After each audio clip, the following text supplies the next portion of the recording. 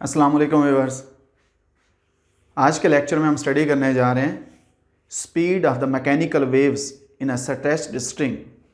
कोई हमारे पास एक स्ट्रिंग है, स्ट्रिंग की दो हमारे पास उसकी बुनियादी करैक्टर्स हमारे पास हैं। एक है कि स्ट्रिंग की लीनियर मास डेंसिटी क्या है। स्ट्रिंग बारीक है तो उसका मास पर यूनिट लेंथ कम होगा। अगर उसका मास पर यूनिट लेंथ कम होगा तो उसकी लीनियर मास डेंसिटी म्यू वो स्मॉल होगी। और दूसरा है कि स्ट्रिंग को हमने स्ट्रेच किया हुआ है, जो हमने स्ट्रेच किया है तो उसमें टेंशन कितनी है, कितना हमने उसमें तनाव पैदा किया हुआ है। तो उस स्ट्रिंग के अंदर जब हम वेव्स को पैदा करते हैं तो वो उसमें ट्रांसवर्स वेव्स पैदा होती हैं। और हम उन ट्रांसवर्स वेव्स को मालूम करने के लिए टू मेथड यूज़ करते हैं। जो पहला मेथड है वो है हमारे पास डायमेंशनल मेथड। अगर डायमेंशनल मेथड में देखें, speed of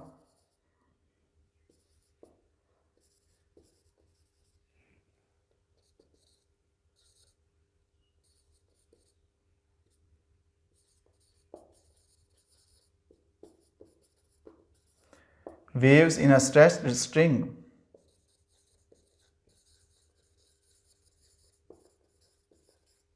may depend upon the tension in the string and the linear mass density। ये जो स्पीड ऑफ द वेव है, हम कहते हैं speed of the waves that may depend upon the two factors. One is the tension in the wire and second is the linear mass density, mass per unit length of the wire।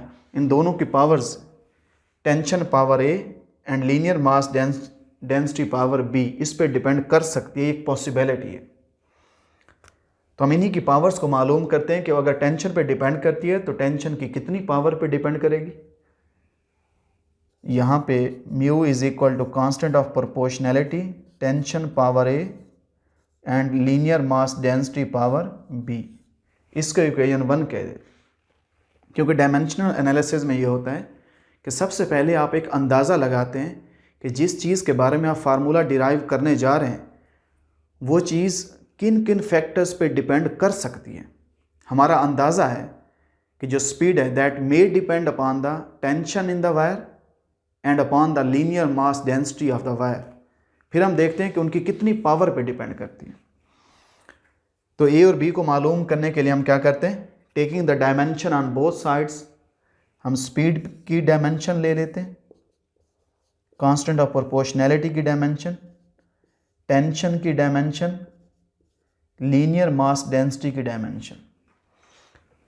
तो speed की dimension है हमारे पास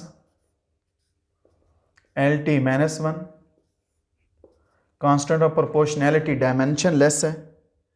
ये tension एक force है और force की dimension किसके बराबर है, MLT-2।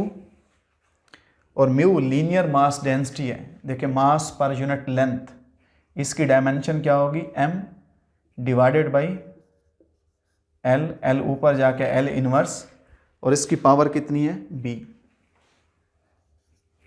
अब यहाँ पे देखें M की power 0, L power 1, T⁻⁻1,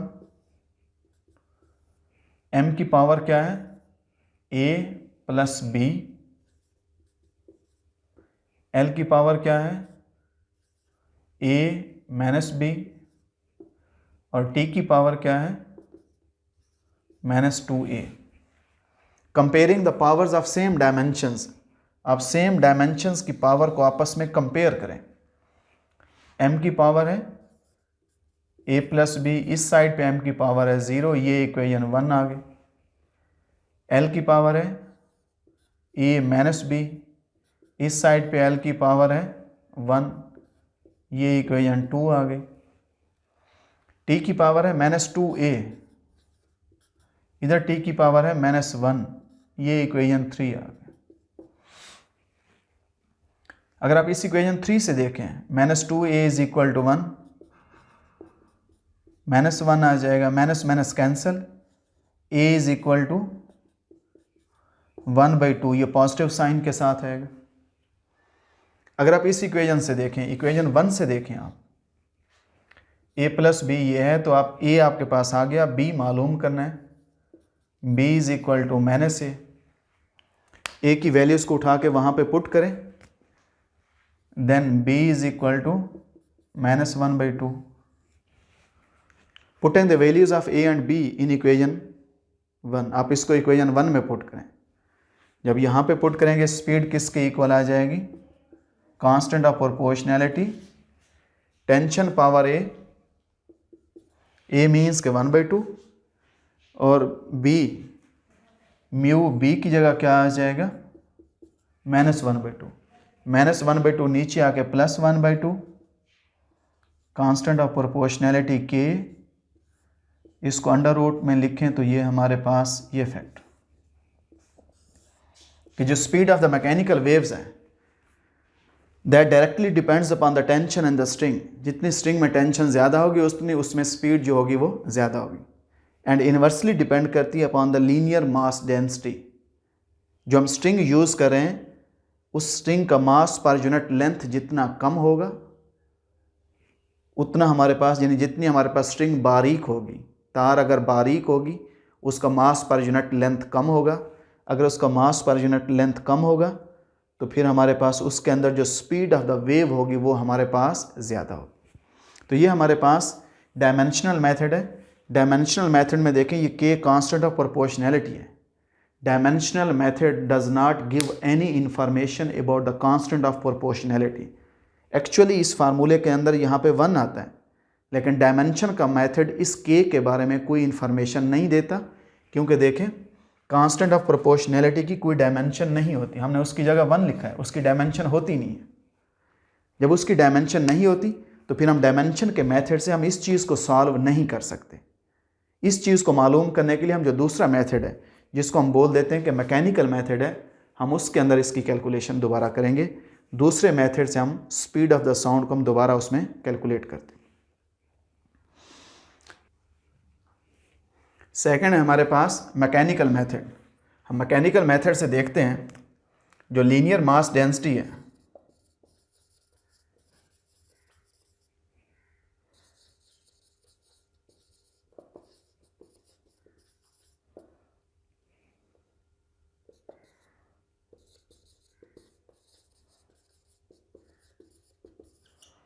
which is equal to linear mass density is equal to mass per unit length. हम ले लेते हैं यहाँ से लेकर यहाँ तक, ये स्ट्रिंग का पोर्शन है। जब स्ट्रिंग के अंदर हम यूँ वाइब्रेशन करवाते हैं उसमें वेव्स पैदा होती हैं। ये उसका ऊपर एक क्रस्ट है, हम उसके एक क्रस्ट को लेते हैं कि ये स्ट्रिंग है, ये उसका क्रस्ट पैदा होता है। हम सिर्फ उसके क्रस्ट के एक छोटे से एलिमेंट को लेते हैं जिसकी यहाँ से लेकर यहाँ तक जो लेंथ है वो हमारे पास L है। इसका जो मास है उसको हम लिख देते हैं डेल्टा M। तो म्यू किसके इक्वल आएगा, mu is equal to mass divided by length. तो उसका जो मास पर यूनिट लेंथ हैगा म्यू, हम उसको लिख सकते हैं delta M is equal to mu into delta L। इसको इक्वेशन 1 कह देते हैं। अब स्ट्रिंग की यूनिफॉर्म थिकनेस है, उसका मास पर यूनिट लेंथ यूनिफॉर्म है, हर जगह पे उस वायर के जो डायमीटर है वो हर जगह बराबर है, उसका मास सेम है, उसमें टेंशन भी दोनों एंड्स पे सेम है। इस एंड पे जो टेंशन है इसको भी हम कह देते हैं ये F है। हमने क्योंकि उसका स्ट्रिंग का सिर्फ ये वाला एलिमेंट डेल्टा L ये सेगमेंट लिया, उसका दूसरा एंड ये बनेगा। इस पे भी जो टेंशन है वो भी F है। दोनों को हॉरिजेंटल के साथ कितना एंगल है, इसका हॉरिजेंटल के साथ एंगल थीटा और इसका भी हॉरिजेंटल के साथ एंगल थीटा। अगर मैं F को रिजॉल्व करूं उसके कंपोनेंट्स में, देखिए यहां से लेकर यहां तक बनेगा F का cos कंपोनेंट, ये बनेगा F का साइन कंपोनेंट जो डाउनवर्ड डायरेक्शन में है, इधर ये बनेगा F का cos थीटा, ये डाउनवर्ड बनेगा F का, ये आ जाएगा हमारे पास F साइन थीटा, ये हमारे पास F था।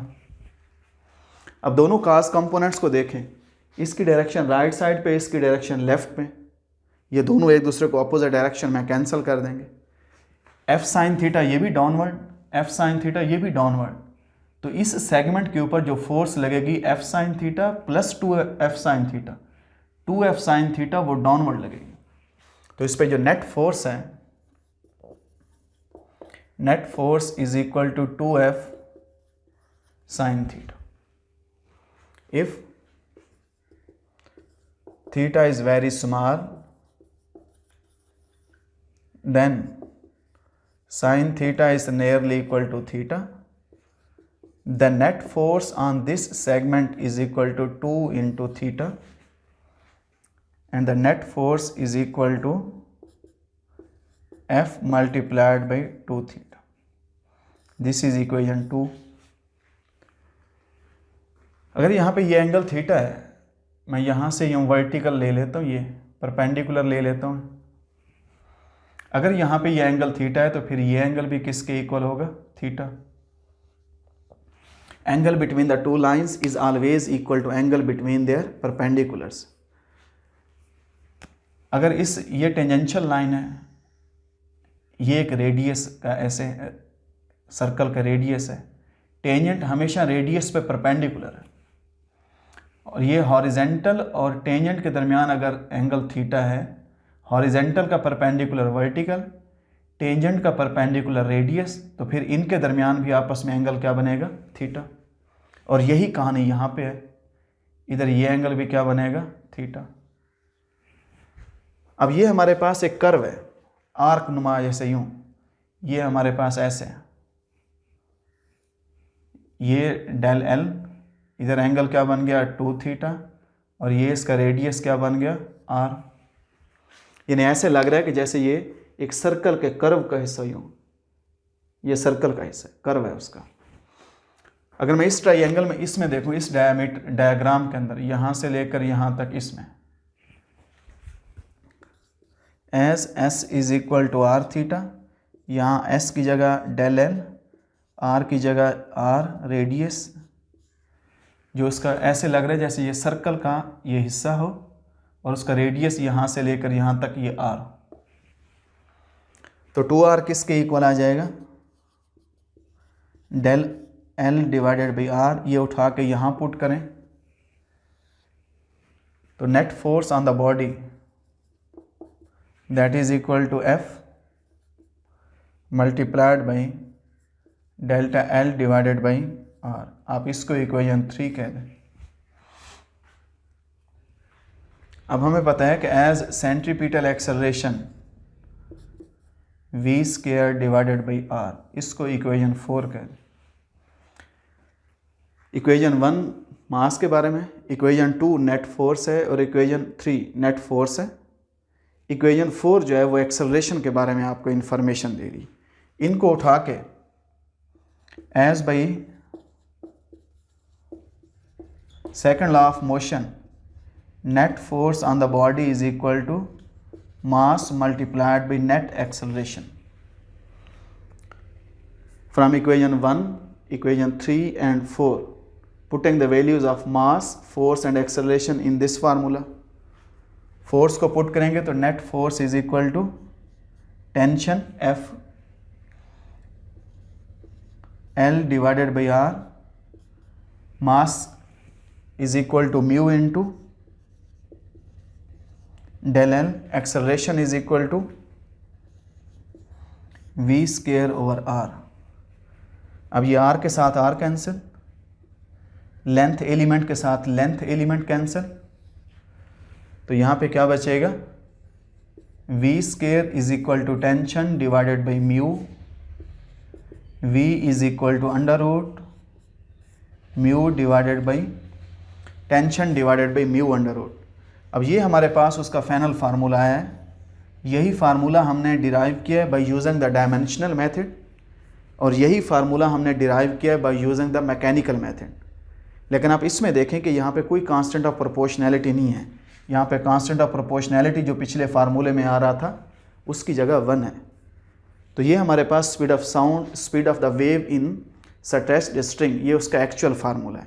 कि V is directly proportional to square root of the tension in the string and inversely proportional to square root of the linear mass density. तो अब इन दोनों टॉपिक्स को, यानी इसमें हमने दो टॉपिक्स स्पीड ऑफ साउंड को मालूम किए by using the dimensional method and by using the mechanical method. Analytically भी हमने उसको कैलकुलेट किया। अब इसको तैयार करें और उसके साथ हम मिलते हैं नेक्स्ट वीडियो के साथ इंशाअल्लाह। Thank you so much.